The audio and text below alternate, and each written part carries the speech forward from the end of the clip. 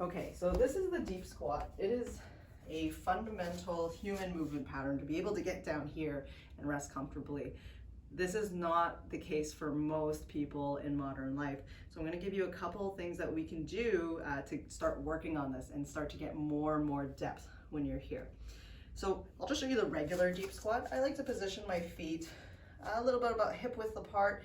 For me, it's more comfortable to have my feet slightly turned out. Everyone's gonna be a little different here, so you're gonna have to play around with it. But ideally, this should be a nice, comfortable resting position.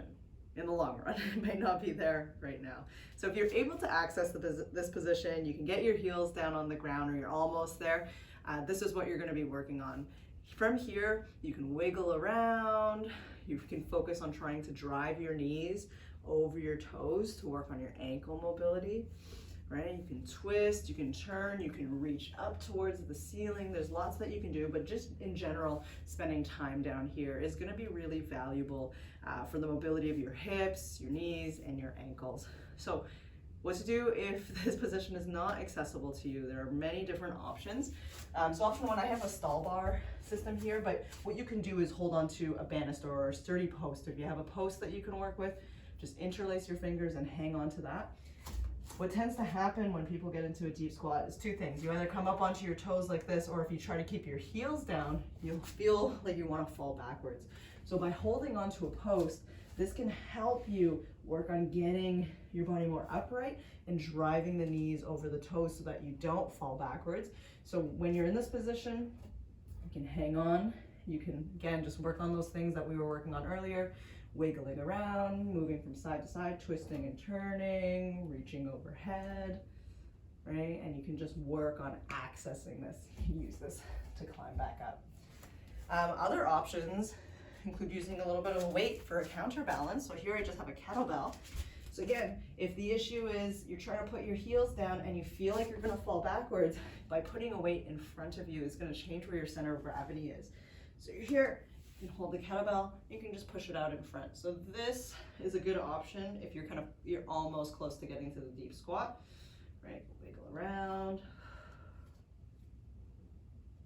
Right? You can work on getting it closer and closer to your body, but at first you may have to hold it further and further away, depending on how much you feel like you're gonna fall backwards. Okay, another option is we can elevate the heels. This is not a perfect solution, because it's going to limit your ankle range, but at the beginning, it's going to help you get into this depth. So all I have here is some slant blocks. This is going to help me elevate my heels. So I'll go sideways so that you can see. I'm just going to stand on the slant blocks and I'm going to come down. This again may not be accessible for everyone to access. So by slightly elevating my heels, makes it a little harder for me to fall backwards. Not everyone has slant blocks accessible to them. So if you don't have that, you can take like two textbooks of similar size, and you can place your heel on top of that. Your heel's on top of that too.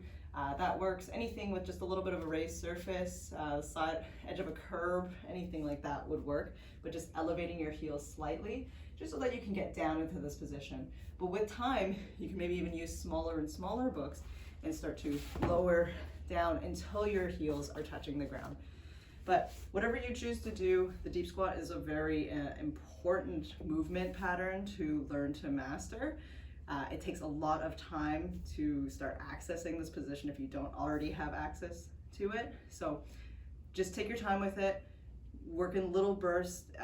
I aim for about like a minute a day, so you don't have to do that all at once too. You can start with 10 seconds, exit, do another 10 seconds, exit it, and just take breaks from it. You can disperse those 10 seconds throughout the day as well, but just take your time with it, be gradual, and try to do it consistently and daily, and eventually this position will start to feel more and more accessible for you. Give it a try.